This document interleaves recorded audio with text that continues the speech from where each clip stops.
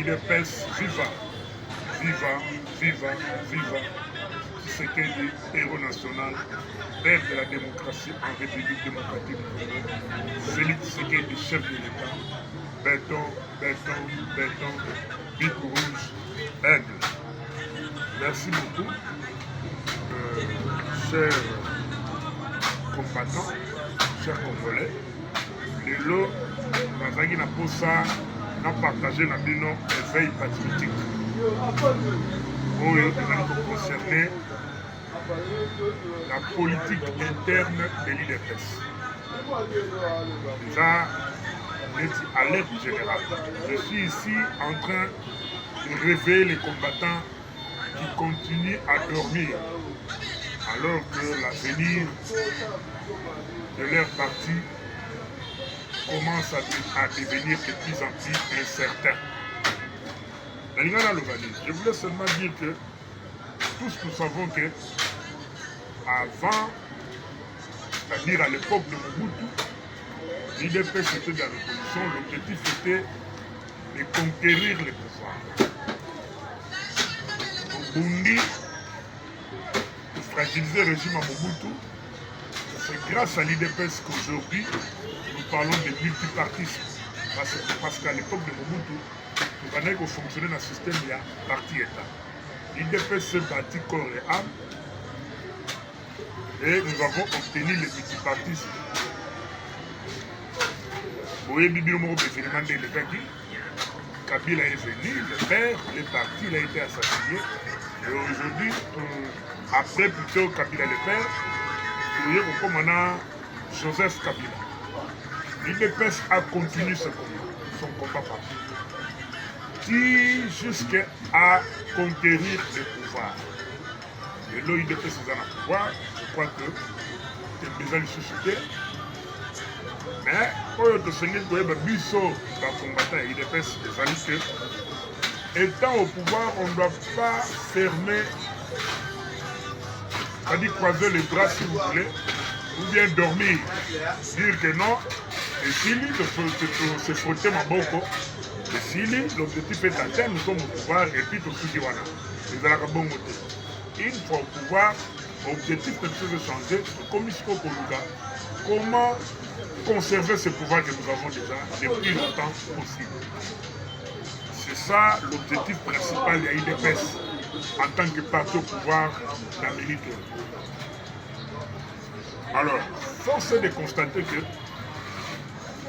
l'IDPS, au niveau de sa base, Burundi, a dit mandat Liboso. Tu es dans le deuxième mandat, tu remportes le sous. Je crois que Tembeza est la preuve que si vous allez au Parlement, la première force politique reste l'IDPS. Cela étant, l'IDPS doit contrôler son pouvoir. L'IDPS doit être responsable de ce pouvoir. Je ne sais pas ce que c'est son pouvoir, parce que lobby, quand on assure le pouvoir, quand on va commencer à critiquer la gestion du pays pendant les 2 mandats ici, on va s'attaquer à l'IDPS. On ne va pas s'attaquer à l'INC, encore moins pas à l'INC ou bien à MNC. On va attaquer à FDC pour dire que non, on va s'attaquer à l'IDPS pour dire que mais l'IDPS, vous aviez eu le pouvoir, qu'est-ce que vous en avez fait? C'est ça la question que vous tournez au Salini. Cela étant, l'IDPS doit être responsable à 70% de ce pouvoir ici. À l'objet 70%, pourquoi? Parce que 30% nous devons aussi concéder à nos partenaires. L'IDPS ne fonctionne pas seul. L'IDPS est en train de travailler avec ses alliés au sein de l'Union sacrée. Mais la part du lion dans ce pouvoir doit revenir à l'IDPS parce que c'est nous qui portons les fardeaux de ce pouvoir. C'est nous qui endossons la responsabilité. Nan natikala komona ba critiquer INCT zela mabe balobi ah tala ba INCT ba bebisi mbo balobaka tala IDPS. Alors il faut le baguer pouvoir aux IDPS il faut à la responsable. Mais pour être responsable dans ce pouvoir, l'IDPS doit contrôler les postes clés il y a une institution. Il doit contrôler les postes. Par poste clé, je vois quoi? Je vois la présidence de la République ou le président de la République en tant qu'institution. Je crois que de ce côté, les élections ont eu lieu. Les Congolais ont porté leur choix sur M. Félix Antoine Tshisekedi Tshilombo, que je salue en passage. Maintenant, ça reste les autres institutions, c'est-à-dire le gouvernement, l'Assemblée nationale, le Sénat et les autres postes clés que nous allons développer après. Mais force est de constater que concernant les autres institutions, l'IDPS est en train de céder ces postes clés à d'autres personnes, à ses partenaires, oubliant que la responsabilité va lui revenir, oubliant que ce pouvoir lui appartient, oubliant que c'est l'IDPS qui doit endosser la responsabilité. Nous avons vu par exemple la présidence de l'Assemblée nationale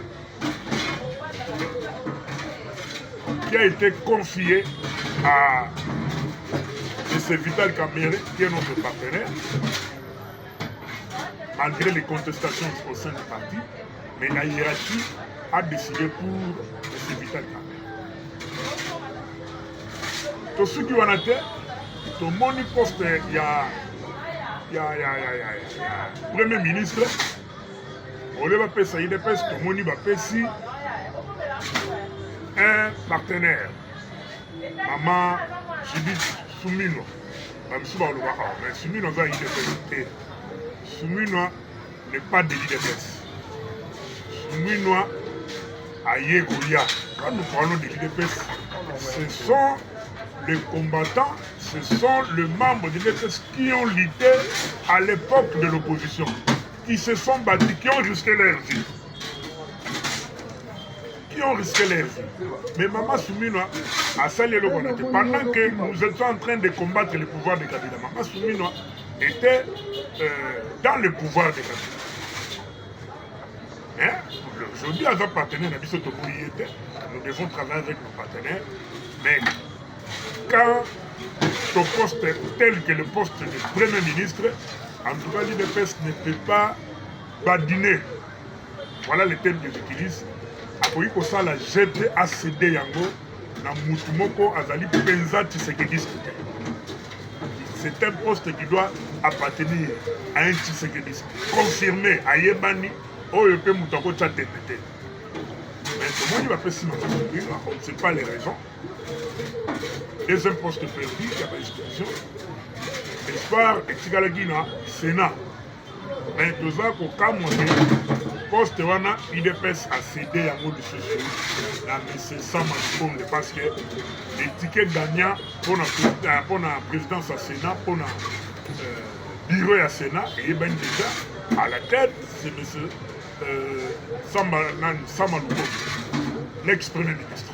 C'est celui qui va chapeauter prochainement le bureau, ou si vous voulez, la présidence, il y a Sénat. L'IDPS vient là de perdre la poste pratiquement nuance. Monsieur Baboye Sanga, mais la vice-présidence, tout ça, professeur Nani Tshilombai. Mais il n'est pas président, il est vice-président. Donc, l'homme fort, il y a l'Assemblée nationale, c'est Kamerhe, ce n'est pas Tshilombai. Et de même, l'homme fort, il y a Sénat et Rouzala, ça, on ne sait pas. De même aussi, l'homme fort, ou bien la femme forte, il y a le gouvernement, c'est Maman Soumino. Donc, pratiquement, nous constatons que l'IDPS a cédé à perdre le poste de notre clé. Alors que responsabilité à pouvoir aux gens alors, je me demande, comme Zinabiso, là, je m'adresse personnellement à monsieur le CG, monsieur Augustin Kabouya. Je ne sais pas, dans ma calcul politique, dans mon niveau hiérarchie, est-ce que va comprendre qu'ils sont en train d'effacer le parti petit à petit au profit de mes partenaires. Est-ce qu'ils vont comprendre ça? Parce que les lots, Boyeb Sangaï, qui sera les remplaçants de Félix un jour, ce qui Félix a tiré pouvoir au sein de l'IDPS. Nous avons remplacé Félix Dauphin aux Alangagne. Parce que tout le deuxième objectif, nous en tant que parti au pouvoir, conservation au pouvoir. Nous devons conserver ce pouvoir le plus longtemps possible.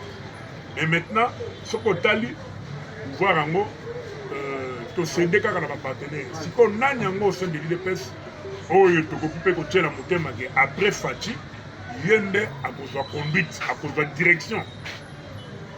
Donc, inquiétude des amis, il y a un moment à tenir éveil patriotique pour nous réveiller les combattants, pour raisonner sur le Kwana, pour Luka, manière de nous parce que mieux vaut tard que jamais nous pouvons encore chercher la solution pour contourner le Kwana. Parce que ceux qui te lali, te tirent na fanatisme, mabe ezali ole ya dénoncer yango biso toza kokumisa toza kopakola bleban kopakola miliki na mabe boyeba ke ekomema biso na libulu. Un jour nous allons regretter ensemble pour dire que tozalaki na pouvoir mais comment ekomi na maboko ya INC, comment ekomi na maboko ya MLC ou bien ya FDC. Bandeko biso bapartenaire bozango na sens ya mabe te. C'est ça la politique ezalaka ndenge wana. Tozana Bino en partenariat, mais quant au pouvoir, l'IDPS, dans ses calculs, dans ses objectifs, doit conserver le pouvoir le plus longtemps possible. Donc, inquiétude dans ce que hiérarchie dans Bisso, toujours comprendre que bazo raisonner l'avenir à nos combattants et au moment où nous avons cédé tous les postes clés dans Mabogo, il y a tout ce bazar à l'IDPS. Vous pensez que les combattants qui ont lutté, qui ont perdu leur vie, qui se sont sacrifiés corps et âme pour nous pouvoir, vous pensez qu'ils seront récompensés? Parce que tous en église, tous en parti politique, tout combat dans la politique et mérite un salaire. Dans l'église, salaire est à la tête, tu espères dans l'église, tu espères la vie éternelle. Tout ça, j'ai la tête qui va foutre sur la pasteur, tout ça. Mais dans la politique, dans la lutte politique, nous attendons une récompense. Il y a qui peut poster pour appliquer le projet de société. Et je me dis maintenant, le président de la République a dans la vision. Vision, c'est le projet de société à l'IDPS. Mais qui vont l'accompagner pour la réalisation de ce projet de société? Moi, je crois qu'en majorité, ça devait être les combattants de l'IDPS. Parce que c'est eux qui maîtrisent très bien ce projet de société. C'est eux qui sont loyaux envers le chef de l'État. Parce que loyauté, il y a des membres de l'IDPS qui sont 100% vers Félix. Tandis que les partenaires loyauté, il y a 70%. 30% c'est le président, le chef de la parti politique. Mais comment tu peux céder le poste clé dans les partenaires? Nous sommes tous effacés, tout le monde en a fait. Tu as dit que le président de la République, mais Azan a un mandat limité. Azan a un mandat limité à l'éternel. Il fallait te préparer un remplacement. Tout le monde a un mandat comme ça. Donc je crois que nous devons nous réveiller. Totika fanatisme, totika kobeta maboko même na buzoba. Non. L'heure est arrivée. Il y a pour dénoncer calcul nyonso ezali correct te oyo ezobima dehors. Il y a vision, il y a Etienne Tshisekedi Domboulou. Paix à son âme. Cet homme, l'héros de ce pays, s'est battu pour l'instauration d'un état de droit. Il s'est battu pour un Congo grand, un Congo développé. Mais tout le monde a lire tout ce qui est Congo, c'est comme si tu comme Bimani Banda la vision, il y a Etienne Tshisekedi Domboulou. Nous sommes en train de céder le pouvoir petit à petit. Nous sommes en train de céder le pouvoir petit à petit, sans le comprendre. Ma poste est belé à Minene, l'IDPS a oublié, alors que c'est son pouvoir. Alors que demain, c'est l'IDPS qui sera critiqué pour ce pouvoir. Alors, les combattants, les Boukani, les combattants, les handicapés, il n'y a aucune solution au sein du parti pour nous récompenser la gloire. Les combattants, les bandits qu'on a en jeu, pour nos réunions et consorts, tout ça c'est oublié, je ne sais pas, la hiérarchie, va raisonner le rôle.